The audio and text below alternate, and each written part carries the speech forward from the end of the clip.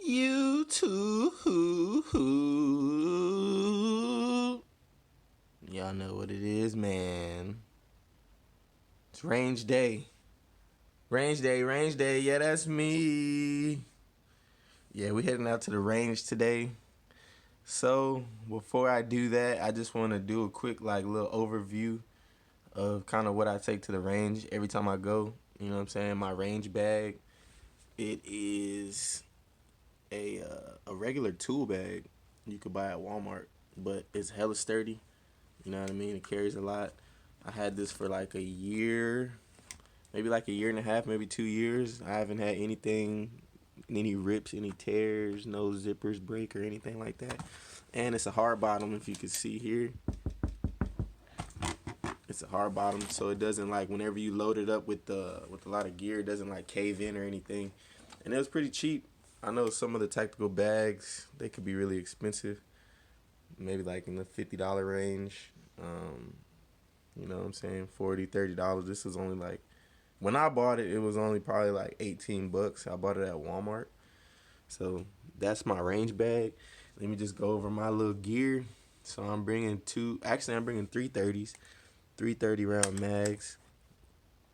Um, Typically I only bring the 30s when I'm doing run and gun, but I'm gonna bring them today anyway. We're just going to an outdoor sit down range, working on some fundamentals. Probably take this rifle out to 50 yards and 100 yards, get the red dot sighted in. But when I do go to sit down ranges, I like to take the 20 round mags. This is a 20 round Magpul. Hopefully you can see it.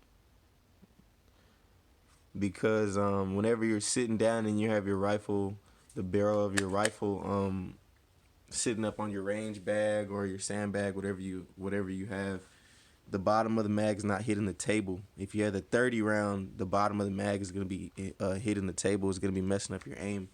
So with the 20 round, it doesn't do that.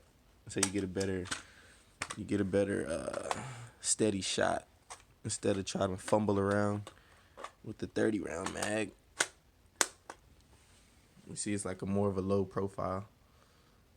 But anyway, so you know what I'm saying? We're gonna be shooting some 223 American Eagle, 223 American Eagle, and just a quick overview of what I keep in the range bag at all times. This is my sight tool for my AK-47. This lets you zero in your sights on the AK. It's kind of a pain in the ass. This it's not the best tool, but it works. But there's better ones out there. I know there's a $50 one that has a lot more leverage and it's easier to use. This one is hard as hell. It doesn't have much leverage, so you got to put all your strength into it just to move the front sight left or right, your windage. Oh, and it does elevation as well. But yeah, that's for the AK. We're not really gonna talk about that right now because that's not what we're taking out. Gotta have you some binoculars, especially if you're going to a sit down range to 50 to 100 yards. You want to have binoculars just to see where you're hitting, especially if you're trying to zero in your rifle. These binoculars here I actually got from my grandpa. He served in the Vietnam War, and I got these from him. I don't know if he actually used these or not, but this is what I got from him. And I keep a little barrel brush, you know what I'm saying? You never know when you got to clean your rifle. Handgun, rifle, whatever, shotgun. And then this here is a extra mag holder for a 5.56 mag pouch, Fab Defense. I bought this probably a year or two ago. It's still good. It still holds, and this is a loaded magazine too, so it still holds. Let's show you. It still holds pretty good. It's not like it's moving anywhere, and it's got these little detents or whatever you want to call it to hold it in there. But yeah, so I take that with me. I got my holster for my handgun, which is the M&P 9 2.0. I'm pretty sure I said that right. Got me a little speed loader. I don't really use this, but it's cool to have. I got it, and I forgot where I got it. I think I bought it. It actually came with my Canic when I had my Canic, but I sold that, but I still kept this because it just could come in handy. And then this is going to be a universal double stack mag pouch. I don't know if you can see, but there's like a little spring in there, and it's used. You see all the wear I have in there already, because I take this out every time I go to the range, mainly for running and gunning, but I just keep it in the bag just in case. And this is made by Blackhawk, as you can see. These my favorite little headphones, my favorite little let's see, my favorite little headphones here for blocking the sound. Peltor. Yeah, Peltor. My girl bought me these. These are electric ear. I don't know what you want to call them. Electric earmuffs. Electric ear, whatever you want to call it. But these are dope. They're really low profile, and you can still hear voices like people talking. But it will block out the gunshots. These are my little tactical gloves here, worker gloves. I just bought these from Home Depot. I've been testing these. They were only $20. I like them. They're dope. The good thing about them is you can actually be on your phone and text and like stuff like that. You can still operate your phone with these gloves on. Yeah, and this is my AR. But let's move that out the way. Let's look at the bag. Let's look at the bag, man. Let's look at the bag. Oh, shit. Set that up there. Let's look at the bag. I get the bag. I get the bag. All right, so we're going through the bag. As I told y'all, this is a tool bag. This is not tactical. This is not none of the gun bag and all that shit. This is just a regular ass worker's tool bag. Like if you're a contractor or you like to keep your tools in a bag or whatever, hand tools, power tools, whatever kind of tools you have, this is a bag, tool bag.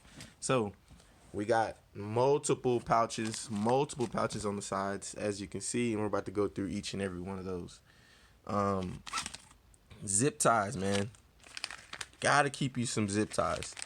When you go in the range, these come in handy just for random reasons, man. You might rip your pants or something. You might need a zip tie. Sometimes when, like, let's say I don't have any QD mounts or anything on my rifle right now, so I could run a zip tie on it and hook a sling to it, and it'll run just fine if you put 2 zip ties. I've done it before with my AK, and I'm sure it'll work with this rifle. And I keep one of these little microfiber things just to clean the lenses on my red dots and my scopes. All right, and we're opening this pouch. We got some tape. You never know. This comes in handy, especially when it comes to marking shots on a target. You can use tape. You can use a marker and just circle the shots or put tape on them. So that's what we use. And you gotta have you some of this. You gotta have you some of this oil. And you gotta have oil, man. I'm telling you. You'd be surprised how many malfunctions you'll have just not having the proper amount of oil on your gun, especially with these AR-15s. The AR-15s like to run wet. It's not like an AK. You don't really have to. I mean, it's good to oil your AK, but the AR-15s like to run wet. If it's dry, you'll get all type of malfunctions. I learned that the hard way. Gotta keep you some hops, man. Some hops number 9 bore cleaner, gun cleaner. This is the truth. Only thing about this shit is it is hella strong. You make sure you use this stuff in a ventilated area. I like to take it in my outdoors because I clean my guns after I shoot them while I'm at the range. Got to keep you some safety glasses, man. Safety first. As you can see, I got an extra charging handle. I don't know how that got in there. It just ended up in there, but it is what it is. Some staples. Got me a staple gun here. This is just for sticking targets onto your whatever you're shooting, onto your cardboard or whatever it may be. I got me an extra little knife here with a belt cutter. Just comes in handy. A little Tonto blade. As you can see, it's used. It's all beat up.